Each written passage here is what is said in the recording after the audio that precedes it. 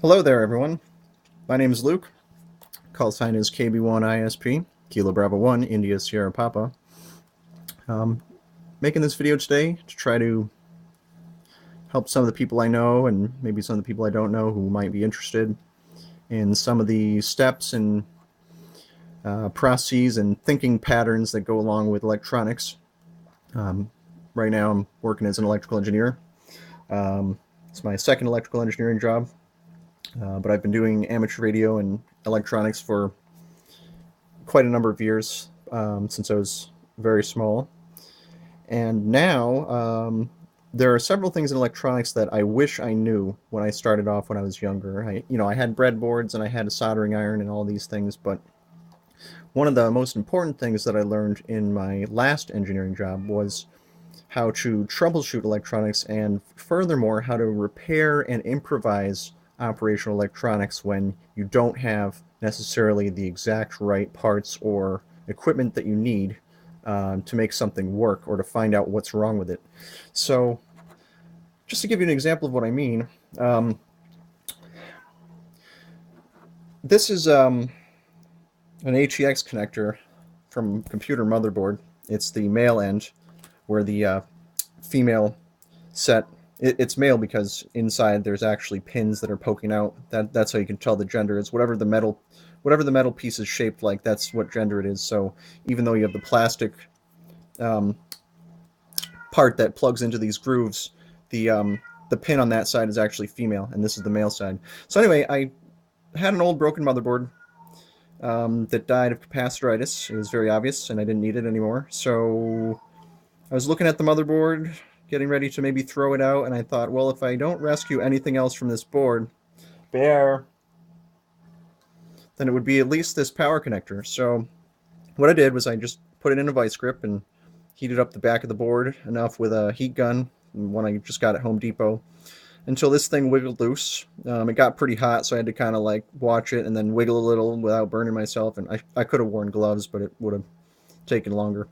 Um, so anyway, I grabbed this connector, and you might think, well, it's pretty good, but one of the problems with it is it doesn't fit into a normal breadboard. So, well, maybe it's not so good. I thought about maybe, if you wanted to, you could make a little board and bend these pins and make it like a surface mount thing, but I thought I would have a better idea. So I figured, oh yeah, I'll solder some wires onto it and make like a wire harness and, put a bunch of hot glue in the back of it and to hold it together and wrap it all up so it never comes apart.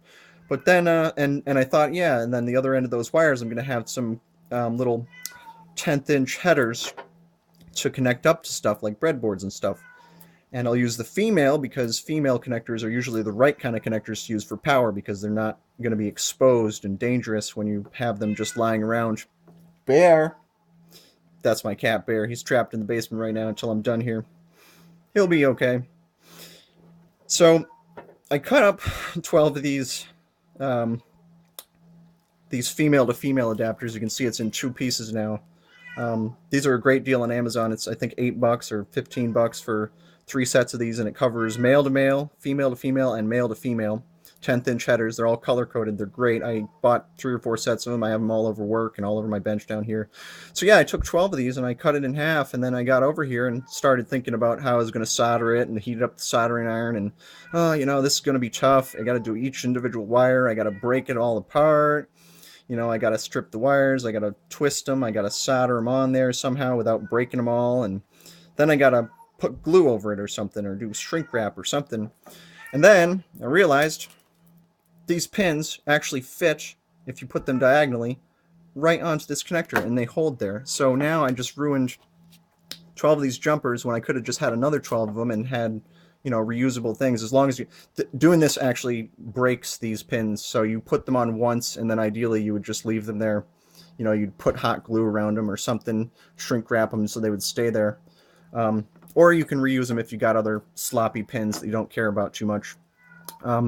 So that's just something I wanted to show you. That's one of the hints and tricks that I learned from the elders at my last job, is how to really be resourceful about connectors and stuff. I threw away a pigtail for an ATX power supply. It went from this to another female side, and it was like an extension cord, and I thought, oh, this is useless, and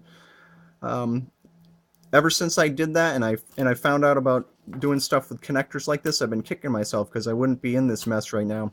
But this is easily salvaged from a motherboard, and if you have an extra power supply that maybe is starting to fail or you think might fail because of the fan, for my example, I have one that has a bad fan, but I could at least use it for 5 volts and 3.3 and plus or minus 12, I think, or plus or minus 5 or whatever.